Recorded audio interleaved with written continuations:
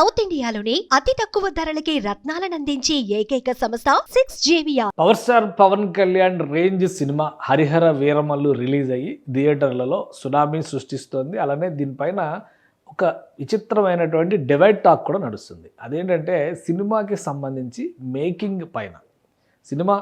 ఏ cinema అయినా కానీ hit కావాలంటే 3 ప్రధానమైనటువంటి అంశాలు ఉంటాయి. ఒకటి సినిమా కథ, ఖచ్చితంగా కథ డ్రైవ్ చేసేటువంటి విధానం చాలా ముఖ్యమైనది. రెండోది ఆర్టిస్టులు, తారాగణం అంటాం కదా, తారాగణం ఎంత పర్ఫెక్ట్గా సెట్ అవుతారనేది ఇక్కడ ముఖ్యమైనటువంటి అంశం. మూడోది సినిమా మేకింగ్. సో ఈ ఫస్ట్ 2 కరెక్ట్గా సెట్ అయితే మూడోది కనుక తేడా కొడితే ఎలా ఉంటుంది అనడానికి కొన్ని ఉదాహరణలు ఇప్పుడు వస్తున్నాయి. అయితే ఇది కంప్లీట్గాని మనం చెప్పలేం, కానీ హరిహర వీరమల్లు సినిమా మేకింగ్ విషయంలో మాత్రం ఎక్కడ ఈ లోపం ఉందని చెప్పలేం. బట్ ఏంటంటే సెకండ్ హాఫ్లో కొంచెం స్లో అయినటువంటి కథనం ఉంది అనేటువంటి మాట. కానీ అది యాక్చువల్గా పార్ట్ 2 సినిమా 2వ భాగానికి లీడ్ స్టోరీ అంతా కూడా సెకండ్ పార్ట్లోనే నడుస్తుంది.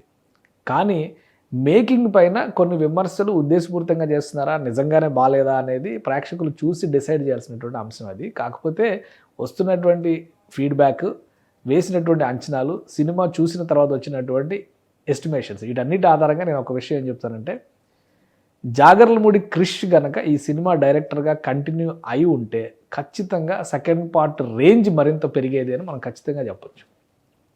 ఎందుకంటే ఫస్ట్ పార్ట్లో కథ నడిచినటువంటి విధానం, వాస్తవానికి కథ మీద పెద్ద ఎక్స్పెక్టేషన్స్ లేవు. ఒక దొంగ కథ అనగానే చాలామంది చాలా సింపుల్గా, చాలా తక్కువ రేంజ్లో వేసుకునేటువంటి అంచనాలు అన్నిటిని తలకిందులు చేస్తూ ఫస్ట్ పార్ట్ అద్భుతంగా ఎస్టాబ్లిష్ అయింది.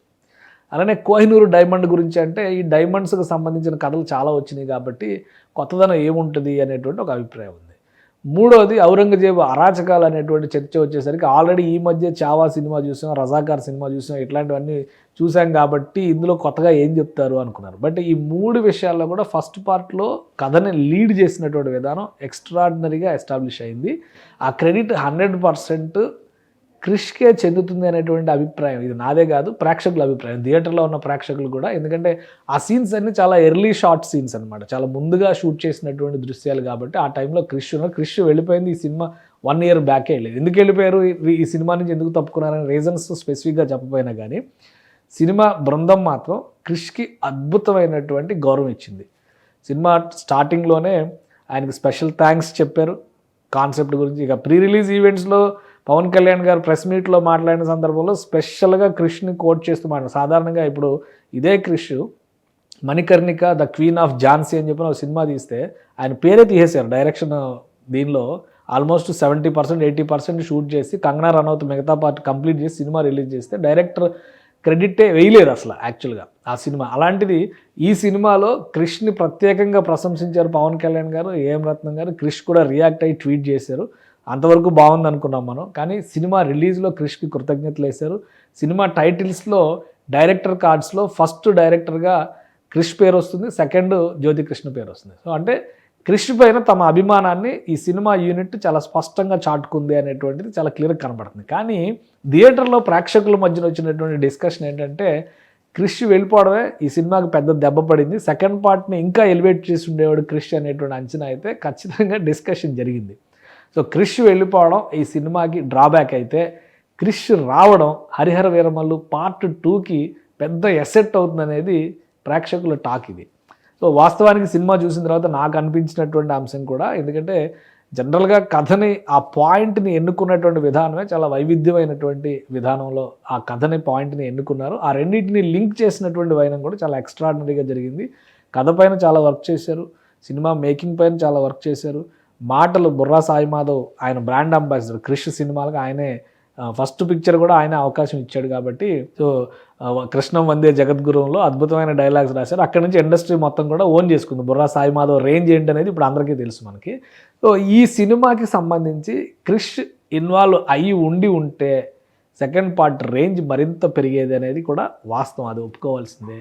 సో సెకండ్ పార్ట్ సినిమాకి సంబంధించి అంటే హరిహర వీరమల్లు మొదటి భాగంలో 2 పార్ట్స్ అంటే ఇంటర్వల్ సీక్వెన్స్ తర్వాత ఉన్నటువంటి వేరియేషన్స్ని దృష్టిలో పెట్టుకొని చెప్తున్నటువంటి మాట. కాబట్టి క్రిష్ వలన ఆ రోజు ఇబ్బంది జరిగితే కనుక క్రిష్ రావడం వలన 2వ భాగం హరిహర వీరమల్లు యుద్ధభూమి అనేటువంటి దానికి లీడ్ ఇచ్చారు. డైరెక్టర్ జ్యోతికృష్ణ అనేటువంటి కార్డు కూడా వేశారు. బట్ కథ క్రిష్ అయినప్పుడు మళ్ళీ క్రిష్ వస్తే బాగుంటుంది అనేటువంటి అభిప్రాయం ప్రేక్షకుల్లో చాలా బలంగా వస్తుంది.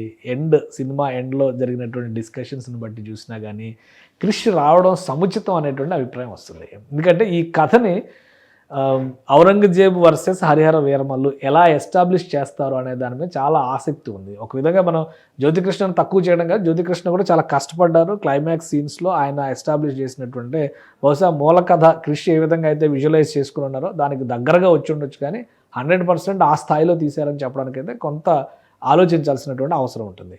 ప్లస్ సినిమాని ఇంకా ఎలివేట్ చేయాలి, మరింత ఇంకొక స్టెప్ పైకి తీసుకెళ్లాలంటే కనుక ఖచ్చితంగా ఈ సినిమా రేంజ్ని పెంచుకోవాల్సినటువంటి అవసరం ఉంది. అంటే కనుక మరోసారి క్రిష్ ఈ ప్రాజెక్ట్లోకి ఎంటర్ కావడం అనివార్యం అని పవన్ కళ్యాణ్ ఫ్యాన్స్ చాలా బలంగా కోరుకుంటున్నారు. ఇక చూద్దాం, ఎందుకంటే పార్ట్ 1 హిట్ అయింది అనేటువంటి టాక్ వచ్చింది. కమర్షియల్గా ఈ బాక్స్ ఆఫీస్లో ఎంత వసూళ్లు చేస్తుంది అనేది చూడాలి. పవన్ కళ్యాణ్కి ఇంకా ఆల్రెడీ 2 సినిమాలు ఆయన హ్యాండ్లో ఉన్నాయి. ఆ 2 సినిమాలు అయిన తర్వాత మళ్ళీ వీరమల్లు 2కి వర్క్ చేస్తే కనుక ఏ విధంగా వర్క్ చేయాలి, దాన్ని ఎలా చేయాలనేటువంటి ఒక ప్లానింగ్ ఇప్పటి నుంచే మొదలవుతుంది. 2028-29 నాటికి పార్ట్ 2ని రిలీజ్ చేసే విధంగా ప్లాన్ చేస్తే కనుక హరిహర వీరమల్లు పార్ట్ 2 వెంచర్లో క్రిష్ అన్న వెనక్కి వచ్చాయి అనేటువంటి డిమాండ్ బలంగా పవన్ కళ్యాణ్ ఫ్యాన్స్ నుంచి వినిపిస్తుంది. సో ఈ సక్సెస్ తర్వాత క్రిష్ ఏ విధంగా రియాక్ట్ అవుతారు, యూనిట్ ఏ విధంగా మళ్ళీ ఆయన ఓన్ చేసుకునే అవకాశం ఉంటుంది, ఈ ప్రాజెక్ట్లో ఇన్వాల్వ్ అవుతారా లేదా అనేది కూడా ఆసక్తికరమైనటువంటి అంశం. ఇది కాలం సమాధానం చెప్పాల్సినటువంటి అంశం. కానీ ఫస్ట్ పార్ట్లో క్రిష్ కనుక ఉండి ఉంటే ఈ హరిహర వీరమల్లు రేంజ్ మరింత పెరిగి ఉండేదని చెప్పడం మాత్రం ఖచ్చితంగా మనం ఏమాత్రం మొహాటం లేకుండా చెప్పాల్సినటువంటి అంశం. సినిమా పర్ఫార్మెన్స్ పరంగా పవన్ కళ్యాణ్ కానీ ఇతర ఆర్టిస్టులు కానీ వీళ్ళందరూ కూడా ఎక్స్ట్రాడినరీగా చేశారు. విజువల్ గ్రాఫిక్స్ విషయంలో మాత్రం కొంచెం అసంతృప్తి ఉంది. సెకండ్ పార్ట్ స్లో అవ్వడానికి, ఆ పేస్ తగ్గడానికి రీజన్ కథని మేకింగ్ చేసినటువంటి విధానం, విజువలైజ్ చేసినటువంటి విధానంలో ఇంకొంత పరిపక్వత రావాలి. అంటే జ్యోతికృష్ణ పెద్దగా అనుభవజ్ఞుడైనటువంటి దర్శకుడు కాదు, 1-2 సినిమాలు చేశారు. సో ఈ సినిమాలో ఇన్వాల్వ్ అయిన తర్వాత అందుకనే పవన్ కళ్యాణ్ గారు స్పెసిఫిక్గా చెప్పారు, క్లైమాక్స్ సీన్కి తనే ఫైట్ సీక్వెన్స్కి డైరెక్ట్ చేశానని కూడా ఆయన క్లియర్గా చెప్పారు. సో ఆ వెసులుబాటు పవన్ కళ్యాణ్ ఆ అవసరం తీసుకోవాల్సినటువంటి అవసరం వచ్చిందంటే డైరెక్టర్ కొంత అక్కడ ఆ సఫిషియంట్ స్ట్రెంగ్త్ చూపించలేకపోవడం వల్ల పవన్ కళ్యాణ్ ఇన్వాల్వ్ అయ్యారనేటువంటి అభిప్రాయం కూడా వస్తుంది. కాబట్టి సమగ్రమైనటువంటి కథని అల్లుకున్నటువంటి క్రిష్ పార్ట్ 2 మేకింగ్లో ఇన్వాల్వ్ అయితే అది మరింత మెగా పవర్ హిట్ అవుతుందనేటువంటి అభిప్రాయం అయితే పవర్ స్టార్ ఫ్యాన్స్లో బలంగా నాటుకుంది. సుమన్ టీవీలో మీ పర్సనల్ అండ్ బిజినెస్ ప్రమోషన్స్ కోసం కింది నెంబర్కి కాంటాక్ట్ చేయండి.